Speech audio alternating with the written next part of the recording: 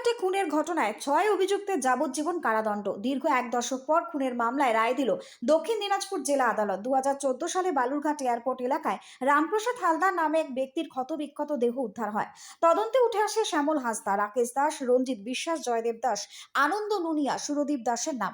প্রাথমিকভাবে 7 জনের বিরুদ্ধে অভিযোগ গঠিত হলেও মামলার শুনানির মধ্যেই প্রবীরশীলের মৃত্যু হয়। অবশেষে দক্ষিণ দিনাজপুর জেলা আদালতের এডিজে থার্ড কোর্টের বিচারক মনোজ কুমার প্রসাদ 6 অভিযুক্তকে যাবজ্জীবন কারাদণ্ডের নির্দেশ দেন।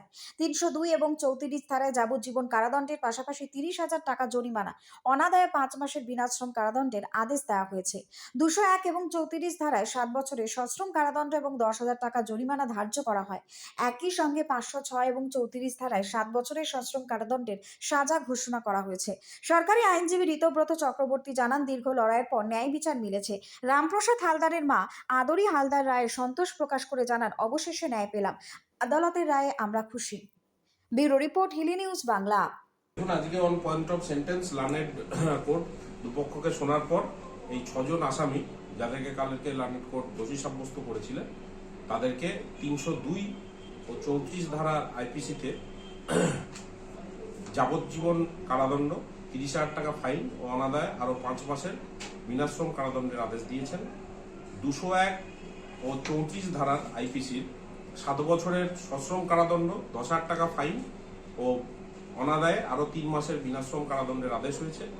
এবং 506-34 আইপিসির এই ধারায় 7 বছরের সশ্রম কারাদণ্ড, 10,000 টাকা ফাইন, অনাদায়ে আরো 2 মাসের বিনাশ্রম কারাদণ্ডের আদেশ হয়েছে। এবং এই মামলার রায়দান করলেন learned ADJ third court Manoj Kumar Prasad sahib. নিয়ে কোথায় যে চলে গেছে আমরা আর পাইলামই না। সারা রাত 3-4 বার করে আমরা বাড়াচ্ছি। ওই ঠান্ডা পুষ মাসে দিন বাড়াইতে বাড়াইতে আমি তো অজ্ঞানী হয়ে গেছিলাম। তারপরে আবার আমার ছোট ছেলে খুঁজতে বেড়াইছে, ওর বাবা খুঁজতে বেড়াইছে, তাও কোনো খোঁজ নাই। তারপরে এটা পাওয়া গেছে কালীর বাড়ির পিছনে, ছিন্নমস্তা কালী বাড়ির পিছনে, আনন্দর বাড়ির পাশে।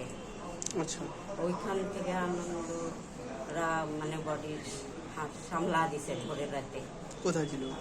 তারপরে পাওয়া গেছে হলো আমরা প্লেন ঘাটি পাওয়া গেছে। তারপরে আমরা থানাতে আসছিলাম, আসে পুলিশকে বলবো, তখন প্লেন ঘাটির থেকে ফোন করছে একজন, যে থানাতে ফোন করছে। তখন হচ্ছে যে চলেন আপনাদের যদি বডিটা হয় তাহলে দেখলে চিনতে পারি। আজকে রায় দিল, আমরা খুব খুশি।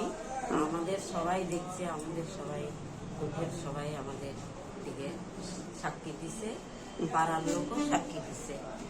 আপনার নাম? আমার নাম আদরি হালদার।